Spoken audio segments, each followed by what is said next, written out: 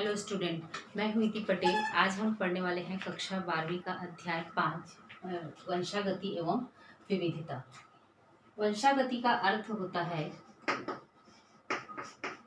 वंशागति। वंशागति से आप क्या समझते हैं? वंशागति मतलब जो लक्षण माता पिता से संतानों में जाते हैं, मतलब जनक से संतानों में लक्षणों का जाना, जनक से संतानों में लक्षणों का जाना क्या कहलाता है? संतानों में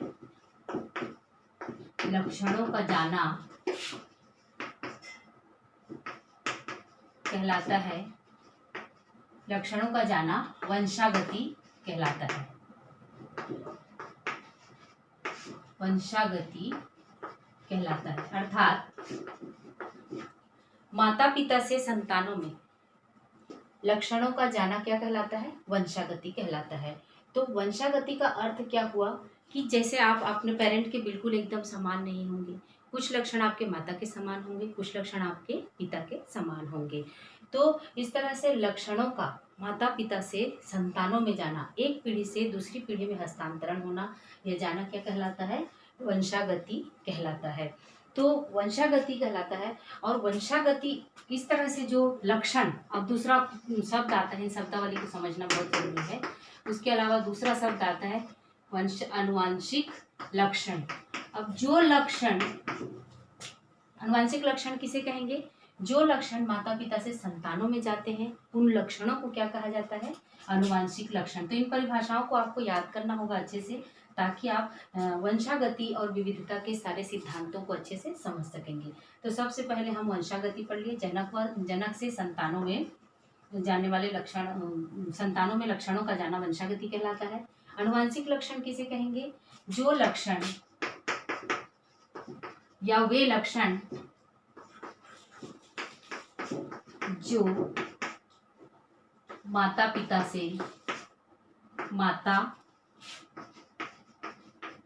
से संतानों में जाते हैं,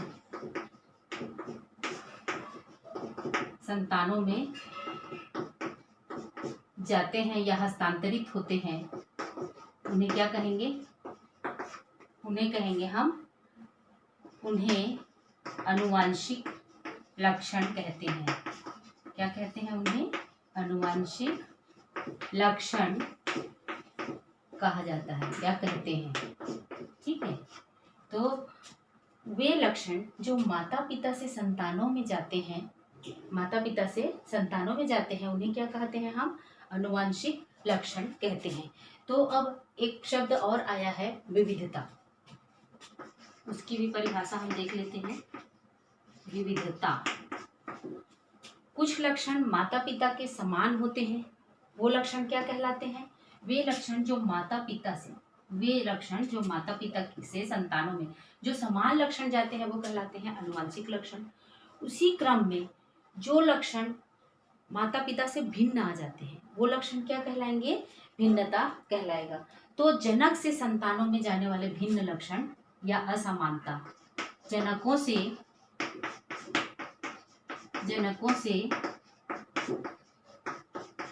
संतानों में जाने वाला भिन्न लक्षण या अलग लक्षण, भिन्न लक्षण या असमानता क्या कहलाती है? भिन्न लक्षण या असमानता कहलाती है। असमानता को क्या कहेंगे हम? भिन्नता या विविधता कहेंगे। विविधता माने अलग लक्षण, विविधता कहते हैं। तो ये तीनों परिभाषाओं को ध्यान से समझिए, इन्हीं पे आधारित है पूरा वंशागति और अनुवांशिकी। तो सबसे पहला तो हो गया वंशागति की लक्षण, जनक से संतानों में जाने वाले लक्षणों का जाना कहलाता है वंशागति। वे लक्षण जो माता पिता या जनक से संतानों में जाते हैं, वे लक्षण कहलाएंगे अनुवांशिक लक्षण। और अनुवांशिक लक्षण, जो समान लक्षण चले जाते हैं, वो अनुवांशिक लक्षण कहलाएंगे। और जो उसी क्रम में जो लक्षण माता पिता से अलग हो जाते हैं, भिन्न हो जाते हैं, उन लक्षणों को क्या कहेंगे? हम विविधता कहेंगे। अब चौथा शब्द, इन सब को मिलाकर बनेगा अनुवांशिकी। अनुवांशिकी अनुवांशिकी की अब परिभाषा क्या हो जाएगी कि जीव विज्ञान की वह शाखा, परिभाषा इसमें लिख लीजिए, जीव विज्ञान की वह शाखा जिसके अंतर्गत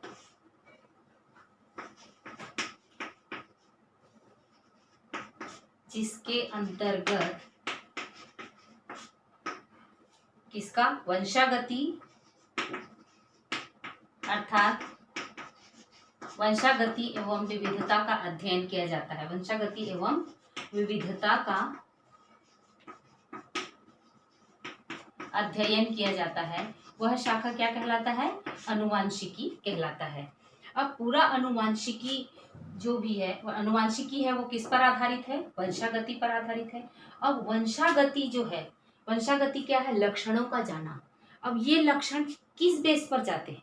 कोई तो ऐसा आधार होगा जिसके आधार पर लक्षण जो है माता पिता से संतानों में जाते हैं। तो इस बात को समझने के लिए, इसको अच्छे से आप लोग नोट कर लीजिए, इस बात को समझने के लिए हमको जाना पड़ेगा हमारे शरीर की कोशिकाएं, हमारे शरीर किससे बना हुआ है? हमारा शरीर बना हुआ है कोशिकाओं से। कोशिकाओं के अंदर में कुछ ऐसे पदार्थ पाए जाते हैं जिसकी वजह से ये लक्षण जो है वो माता पिता से संतानों में जाते हैं। तो ये किस तरह से, ये तो आप नोट कर लिए होंगे साथ साथ में। आइए अब हम समझते हैं उसे। कोशिका, हमारा शरीर किससे बना हुआ है? मान लीजिए ये क्या हो गया? कोशिका है। कोशिका के अंदर आप 11वीं में पढ़ चुके हैं। कोशिका के अंदर क्या होगा, क्या पाया जाता है? एक स्पष्ट केंद्रक पाया जाता है। कोशिका के अंदर क्या पाया जाता है? केंद्रक पाया जाता है। केंद्रक के अंदर इस तरह से धागेनुमा संरचना पाया जाता है, और ये धागेनुमा संरचना क्या कहलाते हैं? क्रोमेटिन नेट कहलाते हैं। धागेनुमा संरचना क्या कहलाते हैं? क्रोमेटिन नेट कहलाते हैं। लेकिन जब कोशिका में विभाजन की अवस्था आती है तभी ये क्रोमेटिन नेट इस तरह से कुंडलित हो जाते हैं और एक संरचना में पैक हो जाते हैं, और वो संरचना कहलाता है गुणसूत्र या क्रोमोसोम। क्या कहेंगे इसको? गुणसूत्र या क्रोमोसोम। अब गुणसूत्र किससे बने हुए हैं? क्रोमेटिन नेट या क्रोमेटिन के धागों से बने हुए हैं, और इन्हीं क्रोमेटिन के धागे जो होते हैं वो क्या, किसका निर्माण करते हैं? डीएनए का। इसका निर्माण कर रहे हैं डीएनए का। और इसी डीएनए में अब इसका एक हिस्सा जो है, डीएनए का एक हिस्सा क्या कहलाएगा? जीन कहलाएगा। तो ये डीएनए हम बाहर निकालते हैं, छोटा सा डीएनए का टुकड़ा। तो इस तरह से ये डीएनए जो है वो द्विकुंडलित संरचना होती है और विभिन्न प्रकार के नाइट्रोजनस बेसिस का बना होता है, क्षारों का बना होता है, विशेष अनुक्रम का। तो यही इसमें जो डीएनए में क्षार जो होते हैं वही गुणों को निर्धारित करते हैं। तो डीएनए का एक टुकड़ा क्या कहलाया? जीन कहलाया। और यही जीन क्या करते हैं? लक्षणों का निर्धारण करते हैं। शरीर में ये प्रोटीन का निर्माण करेंगे। डीएनए क्या करेंगे? ये जीन क्या करेंगे? प्रोटीन का निर्माण करेंगे। और इन प्रोटीन के निर्माण की सूचनाएं कहाँ कोड रहती हैं? जीन में रहती हैं, डीएनए के अंदर रहती हैं। माने कौन सा प्रोटीन बनेगा उसकी पूरी सूचना कहाँ पर होती है? जीन और डीएनए में स्थित होती है। तो जिस प्रकार के प्रोटीन की सूचना यहाँ स्थित है वही वो जीन जो है उसी प्रकार के प्रोटीन की रचना करेगा, और ये प्रोटीन फिर उसी प्रकार के लक्षणों को निर्धारित करेगा। मान लीजिए कि कोई माता पिता के, मान लीजिए काले रंग के घुंघराले बाल हैं या आंखों का रंग काला है, तो काले रंग का जीन जो है वो कहाँ पर स्थित है? क्रोमोसोम में यहाँ पर स्थित है। और यह काले रंग का जीन जो है वो इस प्रकार का डीएनए बनाया, डीएनए में काले रंग का जीन उपस्थित है ना। अब ये जीन जो है माता पिता से यदि संतानों में जा रहा है, किसके माध्यम से? कोशिका के माध्यम से, कोशिका विभाजन के माध्यम से।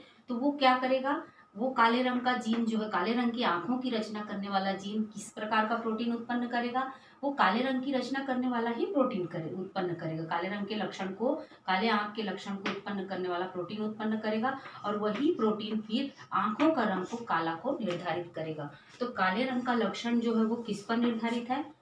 जीन पर। और ये जीन कहाँ स्थित है? क्रोमोसोम पर। और क्रोमोसोम कहाँ स्थित है या गुणसूत्र कहाँ स्थित है? केंद्रक में स्थित है। और केंद्रक कहाँ है? कोशिका में। और हमारा शरीर किससे बना हुआ है? कोशिकाओं से मिलकर बना हुआ है।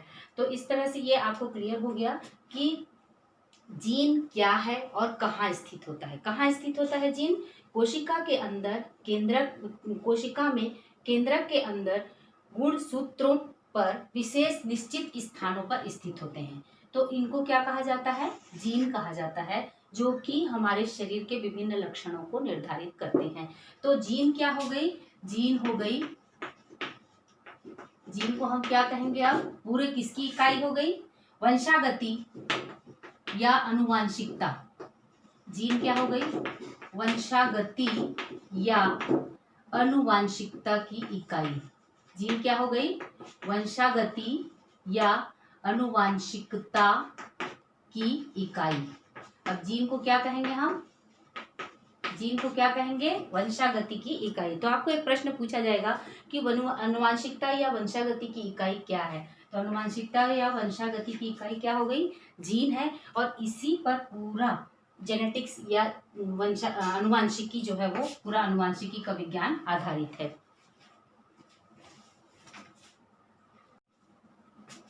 अब आते हैं कि विविधता कैसे उत्पन्न हुई।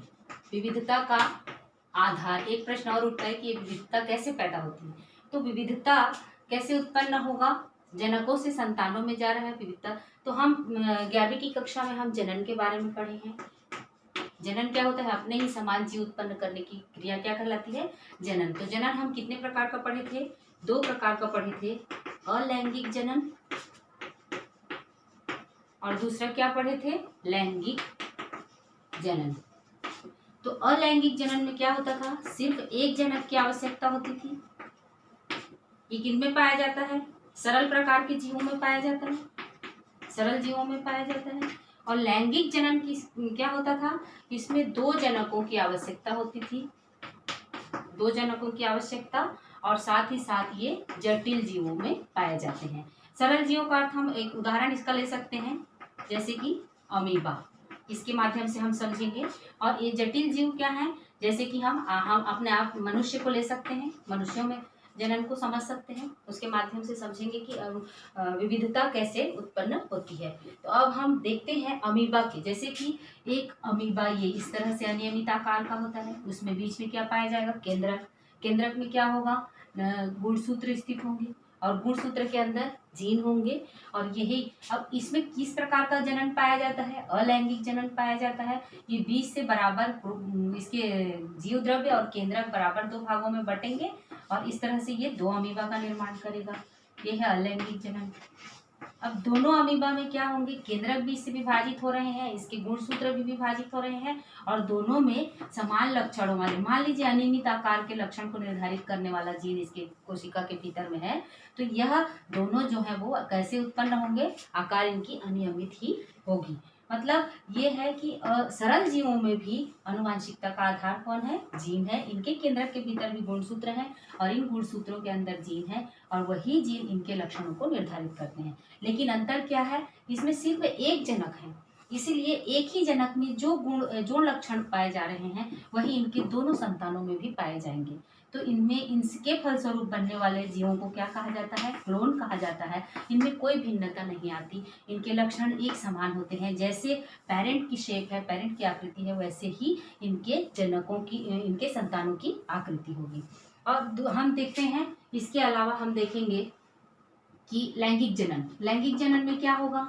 लैंगिक जनन में क्या होगा? 2 जनक उपस्थित होंगे, एक होगा नर और दूसरा होगा मादा।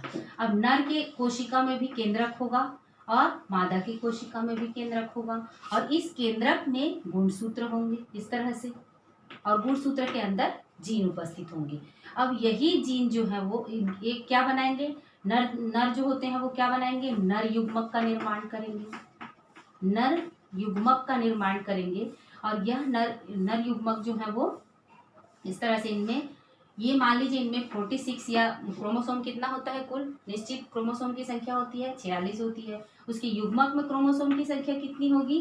23 होगी और इसमें गुणसूत्र जो होते हैं आधे हो जाएंगे। उसी तरह से मादा के द्वारा देखिए, मादा युग्मक का निर्माण होगा। मादा द्वारा किसका निर्माण होगा? मादा युग्मक का निर्माण होगा। मादा द्वारा मादा युग्मक का निर्माण होगा और उसके केंद्रक में भी क्या होगा? एक ही गुणसूत्र आएगा। क्यों आएगा? क्योंकि यहाँ पर अर्धसूत्री कोशिका विभाजन हुआ, जिसके फलस्वरूप इसमें गुणसूत्रों की संख्या क्या हो गई, आधी हो गई। अब ये दोनों नर युग्मक और मादा युग्मक मिलकर जनन की निषेचन की प्रक्रिया के द्वारा किसका निर्माण करेंगे, युग्मनज का। किसका निर्माण करेंगे, युग्मनज या जाइगोट, इंग्लिश में क्या कहते हैं, जाइगोट का निर्माण करेंगे। और इस जाइगोट में अब कौन कौन सी चीज आ जाएंगी, जाइगोट में दोनों, एक माता से और एक पिता से।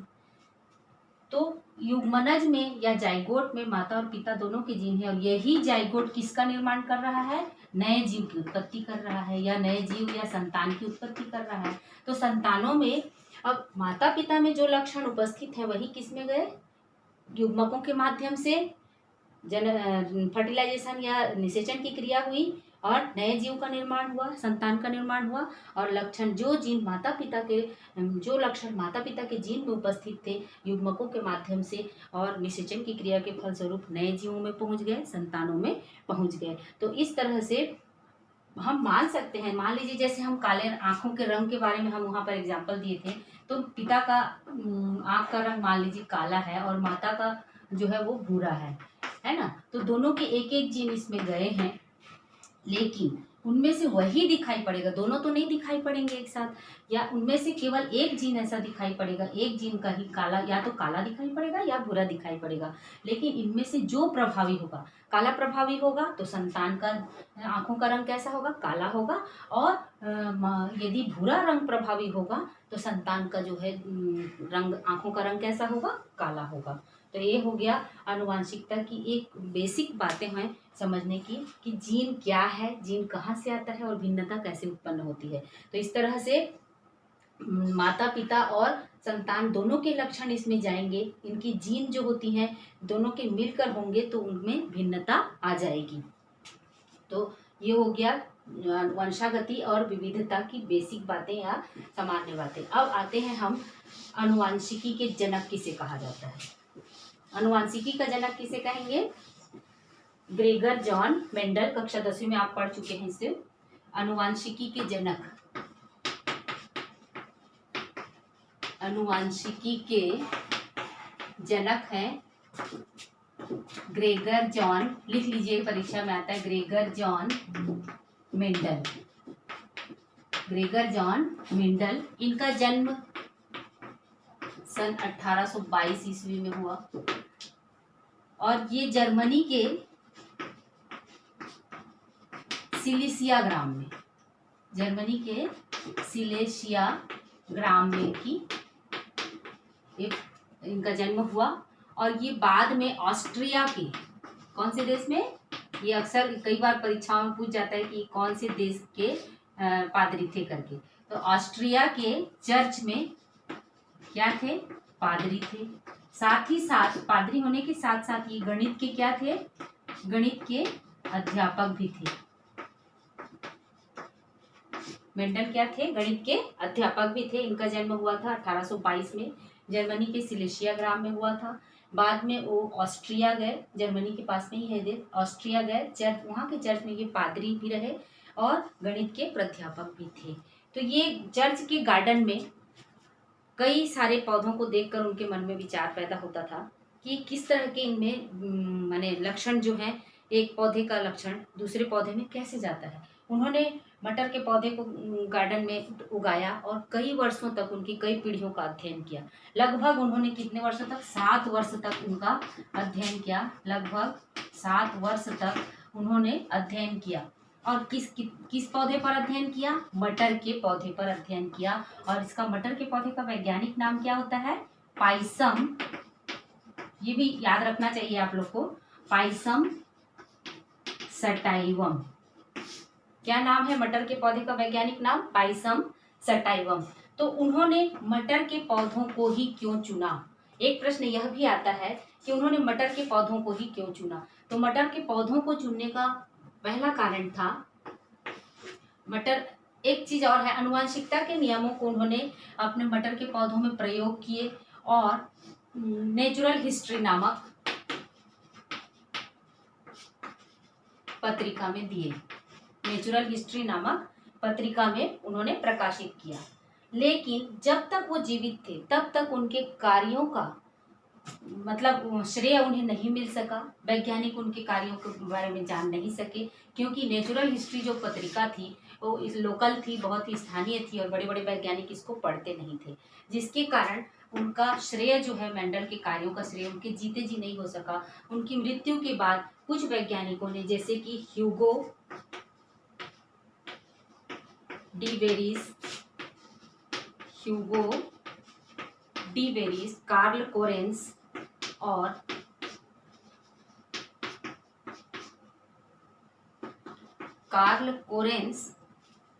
तथा एक और वैज्ञानिक का नाम था Carl Correns and Tschermak, Erich von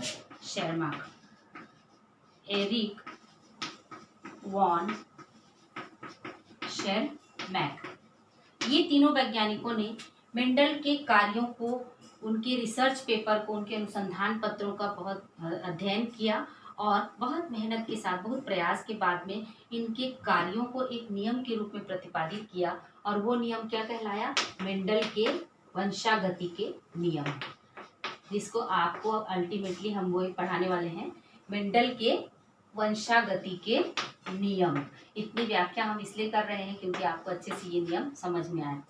तो मेंडल के वंशागति के नियम किसने दिए? मेंडल ने दिए थे, लेकिन उनके कार्यकाल में वो प्रतिपादित नहीं कर पाए। बाद में ये तीनों वैज्ञानिकों ने, Hugo de Vries, Carl Correns और एरिक वॉन शेरमैक ने मिलकर इस नियम को उनके नाम से प्रतिपादित किया।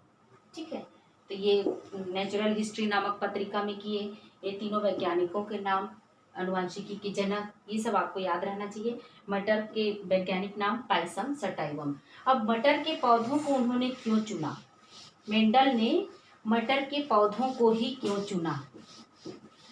कुछ बातें हैं, जैसे मटर का पौधा 1 वर्षीय होता है। 1 वर्षीय अर्थात 1 वर्ष के अंदर में ही वह फूल बनकर बड़ा होकर फूल से फल और फल से बीज प्राप्त किया जा सकता था। तो केवल कुछ ही समय में इसकी कई पीढ़ियों का अध्ययन करके, कुछ ही समय में कई पीढ़ियों का अध्ययन किया जा सकता था और कुछ भी विश्लेषण किया जा सकता था उनके प्रयोगों का। दूसरा था कि मटर के पौधे क्या थे? द्विलिंगी थे। दूसरा क्या था? मटर के पौधे कैसे थे? द्विलिंगी थे। द्विलिंग मतलब एक ही पुष्प में नर और मादा दोनों लिंग उपस्थित थे। नर और मादा जननांग दोनों, नर व मादा जननांग की उपस्थिति। द्विलिंगी का अर्थ क्या है? नर और मादा दोनों जनन अंगों की, लिख लीजिए, नर और मादा दोनों जनन अंगों की उपस्थिति। ठीक है, तो इससे क्या फायदा होता था कि नर और मादा दोनों जनन अंग एक ही पुष्प पर हैं। मान लीजिए ये मटर का पौधा है, मटर का फूल है, तो इसमें ये मादा जनन अंग है और ये है नर जनन अंग। तो नर और मादा जनन अंग एक ही पुष्प पर हैं, तो पुष्प से परागण की प्रक्रिया जो है, स्वपरागण की प्रक्रिया होती थी। एक ही पुष्प से परागकण निकलकर उसी पुष्प के वर्तिकाग्र में जाना स्वपरागण कहलाता है। तो स्वपरागण की संभावना अधिक थी। स्वपरागण की संभावना, ठीक है, इसको अच्छे से आप लोग सेंटेंस बनाकर लिख लीजिएगा। पहले समझ लीजिए कि दोनों लिंग एक ही पुष्प में उपस्थित होने पर पराग कणों से, माने नर युग्मक से परागकणों का स्त्री केसर के स्टिग्मा पर या वर्तिकाग्र पर जाना क्या कहलाता है? स्वपरागण कहलाता है। तो एक ही पुष्प पे है, तो इसको किसी दूसरे पर निर्भर होने की जरूरत नहीं पड़ेगी। ये अपने आप ही इनमें परागण की प्रक्रिया होगी और फल स्वरूप बने हुए जो पौधे होंगे वो कैसे होंगे? अधिक शुद्ध होंगे। तीसरा, शुद्ध होते थे और उनको प्रयोग में आसानी होती थी शुद्ध पौधे प्राप्त करने में। तीसरा क्या था कि इनके एक लिंग को हटाकर, पुंकेसर को हटाकर इसको एक लिंगी बनाया जा सकता था। क्या था कि इसको हटाकर, पुंकेसर को हटाकर एक लिंगी पौधा बनाया जा सकता था और एक लिंगी पौधा तैयार किया जा सकता था और साथ ही साथ इसमें संकरण की संभावना थी। एक लिंगी पौधा बनाया जा सकता था। तीसरा कारण क्या था? इनको एक लिंगी बनाया जा सकता था और आपस में फिर इनका संकरण कराया जा सकता था। इस तरह से दो पौधे एक लिंगी बना लिए, एक में पुंकेसर है और एक में ये है, तो दूसरे पौधे के द्वारा इसको संकरण, तो दो पौधों में आपस में क्रॉस या संकरण कराया जा सकता था। तो चौथा बात क्या था, इनमें संकरण आसानी से कराया जा सकता था, संकरण आसानी से कराना संभव था, कराना संभव था, इनमें संकरण की संभावना अधिक थी। और सबसे महत्वपूर्ण लक्षण और क्या था, संकरण की संभावना अधिक थी, उसके अलावा मैं 5वां पॉइंट ऊपर लिख रही हूँ, संकरण की संभावना अधिक थी, मटर के पौधे में विपरीत, स्पष्ट और विपरीत लक्षण दिखाई पड़ते थे, स्पष्ट एवं विपरीत लक्षण। अब किसे कहेंगे स्पष्ट और विपरीत लक्षण, विपरीत लक्षण से अभिप्राय क्या है, एक ही गुण के दो लक्षण, स्पष्ट और विपरीत लक्षण दिखाई पड़ते थे या मिलते थे, है ना, इसको आप बना लीजिएगा। तो एक ही गुण की, जैसे कि लंबापन का गुण है, मान लीजिए लंबापन का गुण है, तो लंबापन के गुण में ही दो लक्षण उनको स्पष्ट रूप से विपरीत लक्षण दिखाई पड़ते थे, एक पौधा लंबा लंबा लक्षण वाला और दूसरा बौना लक्षण वाला।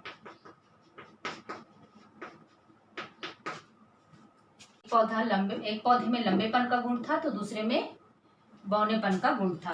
उसी तरह से अब फूलों के मान लीजिए रंग को ले लेते हैं, तो एक फूल का रंग कैसा रहता था, एक फूल का रंग बैगनी तो दूसरे का कैसा था, सफेद। तो इस तरह से कई लक्षण उन्होंने देखे, मटर के पौधों में विपरीत लक्षण देखे, जो उनको अध्ययन में उससे उनको आसानी होती थी। तो वो 7 लक्षण कौन कौन से थे उसको अच्छे से हम देख कर लिख लेते हैं। परीक्षा में एक तो मटर के पौधों का चुनाव उन्होंने क्यों किया ये आता है, और दूसरा क्या आता है कि कौन कौन से विपरीत लक्षणों को मेंडल ने चुना। तो मटर के पौधे के कौन कौन से विपरीत लक्षण थे जिसे मेंडल ने चुना। उन्होंने 7 विपरीत लक्षणों पर अध्ययन किया। मेंडल ने मटर के 7 विपरीत लक्षणों पर अध्ययन किया। तो कौन कौन से 7 विपरीत लक्षण थे, कौन कौन से 7 विपरीत लक्षण थे। सबसे पहले हम देखते हैं तने की ऊंचाई। पहला लक्षण था तने की ऊंचाई। तने की ऊंचाई में क्या 2 विपरीत लक्षण थे, एक था लंबा और दूसरा था कैसा, बौना, लॉन्ग एंड डवार्फ। ठीक है, tall and dwarf, long and tall and dwarf. दूसरा लक्षण था फूल का रंग। फूल का रंग कौन कौन सा 2 विपरीत था, एक था बैगनी माने वायलेट और दूसरा क्या था, सफेद या व्हाइट। ठीक है।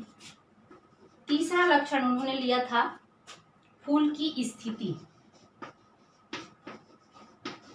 फूल की स्थिति, तो फूल की स्थिति कौन कौन सी थी, अक्षीय और अग्रस्त। अक्षीय और अग्रस्त। तो अक्षीय का अर्थ क्या था कि अक्षीय जैसे कि इस तरह से पौधा है, तो पौधा की जो शाखाएं हैं, शाखाओं के आधार से निकलकर यदि फूल पैदा हो रहा है तो ये स्थिति अक्षीय कहलाती है। और दूसरी स्थिति अग्रस्त कैसी होगी, एकदम सिरे पर जाकर फूल जब बन रहा है तो ये क्या कहलाएगा, अग्रस्त। तो उन्होंने फूल की स्थिति को देखा। चौथा लक्षण था फली का आकार। मटर के फली आप देखे होंगे हरे रंग का होता है, कभी हल्के पीले से होता है। तो फली का पहला आकार हम देखते हैं। कुछ मटर की फलियां कैसी होती हैं, फूली हुई होती हैं, स्वेलन, फूली हुई, और कुछ जो होती हैं वो संकुचित होती हैं यानी कॉन्स्ट्रिक्टेड होती हैं।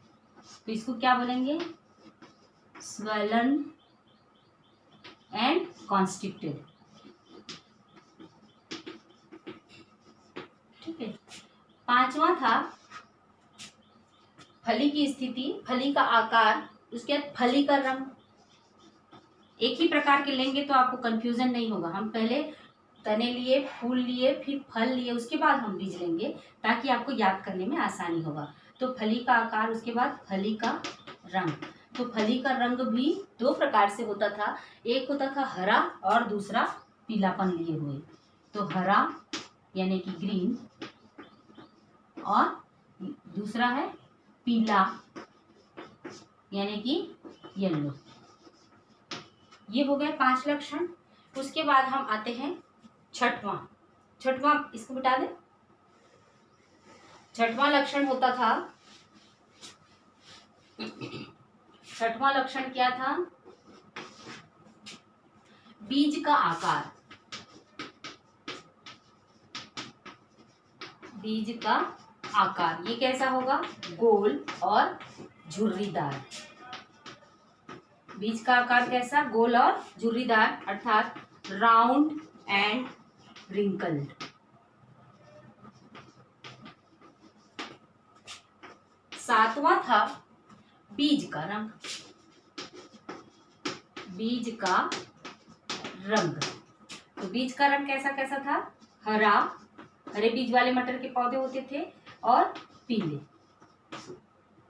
ठीक है, तो हरा, फिर से ग्रीन एंड येलो। तो ये सातों को आपको याद कर लेना होगा। सबसे पहले ऊंचाई पर था लंबा पौधा, बौना पौधा। दूसरा लक्षण था फूल के रंग पर था बैंगनी और सफेद। तीसरा फूल की स्थिति थी अक्षी और अग्रस्त। अक्षी इसको कहेंगे और अग्रस्त इसे कहेंगे। तीसरी थी फूली हुई मटर की फली और संकुचित फली। कुछ फूली हुई होती थी ऊपर से और कुछ संकुचित होती थी। फली का कलर या रंग हरा और पीला। फली मतलब ऊपर से जो मटर आप देखते हैं वो, और छीलने के बाद निकलता है वो बीज, है ना। तो फली का रंग, फिर उसके बाद आते हैं बीज का आकार, गोल और झुर्रीदार, रिंकल्ड और राउंड। बीज का रंग हरा और पीला। तो ये हो गया मेंडल ने 7 लक्षण, जो विपरीत लक्षण चुने थे अपने अनुवांशिकी के अध्ययन के लिए वो। तो ये आप अच्छे से याद कर लीजिए। इसमें अभी आपको सारी परिभाषाएं अच्छे से याद करना है, और साथ ही साथ मेंडल ने मटर के पौधे को क्यों चुना, और साथ ही साथ ये प्रश्न आपको तैयार करना है कि 7 विपरीत लक्षण वो कौन कौन से थे जिन पर मेंडल ने प्रयोग किए। हम मिलते हैं अगले वीडियो में अनुवांशिकी के नियमों को लेकर।